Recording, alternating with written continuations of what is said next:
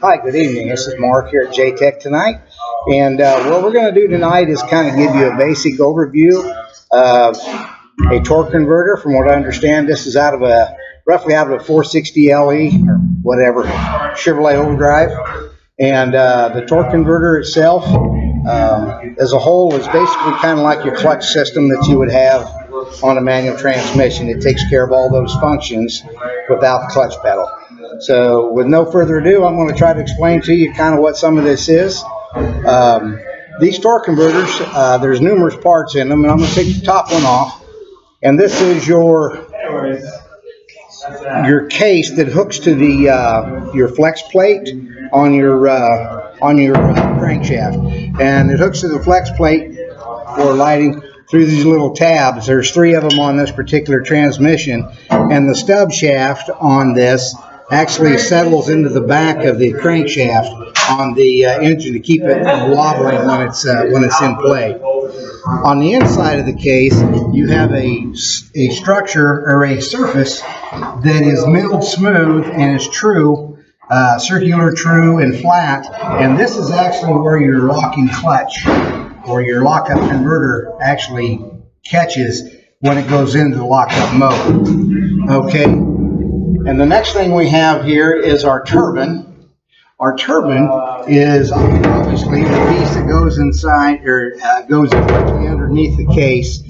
And the turbine has the clutch surface, as you can see here. This is a clutch surface, much like disc brake or like your disc brake pads, or even say your transmission or your for manual transmission, your clutch disc.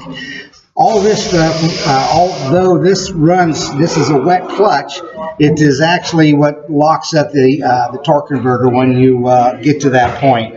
On the inside, you got a spline shaft, this splined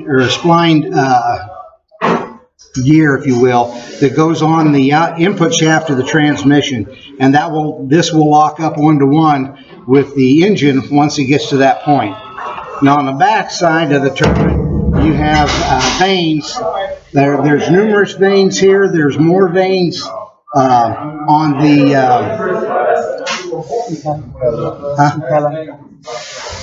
I can't hear it. Impeller. On the impeller, I apologize, on the impeller. And basically what they do is they fluid couple the rotating torque from the engine to the transmission, allow the transmission to move.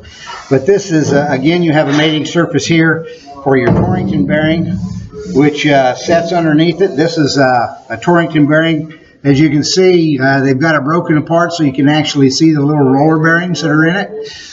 Some of these torque converters have bushings, and some have Torrington bearings. Torrington bearing is obviously the way to go. It's a much more reliable option than a bushing. And then we'll take this and set this down inside here. The next thing we have is our stator. Our stator is what is supported on the Torrington bushings. And the stator is basically you have a Torrington bushing on each side. And there's the other one without being cut apart. And these, like I said, they all sit there and rotate in fluid, so they're constantly lubricated.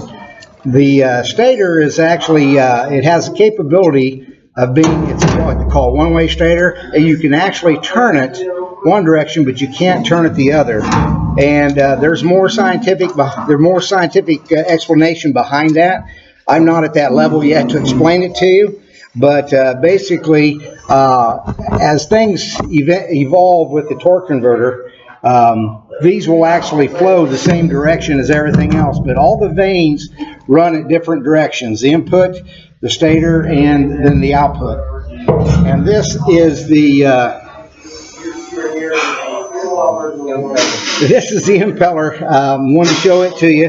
The impeller, as you can see, all this is flat, and again, this is the surface that one side of the Torrington bearing runs on, and the impeller, these vanes are curved differently than the rest, so that it does a circular motion with the fluids.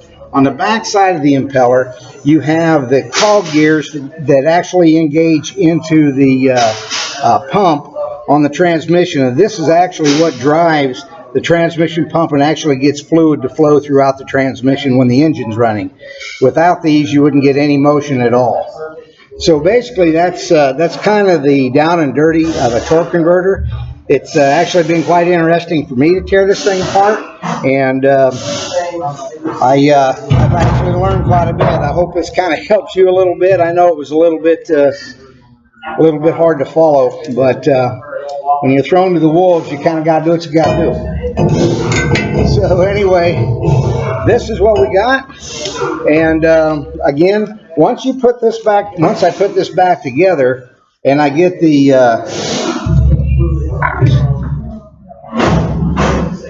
impeller, I get the turbine put back in. As you can, I'm going to try to demonstrate. But as the turbine's in, you can get kind of a lifting motion out of it. You can see it more on the top side of the shaft. But this is the minor amount of motion that you'll get when you go into a lockup mode. When the computer finally tells the transmission that, okay, we went through our gears, we're at cruise speed, and let's go ahead and lock up. So basically, that's pretty much it for the torque converter. I hope I was able to explain some of this to you. Like I said, it's all new to me, and thank you for watching.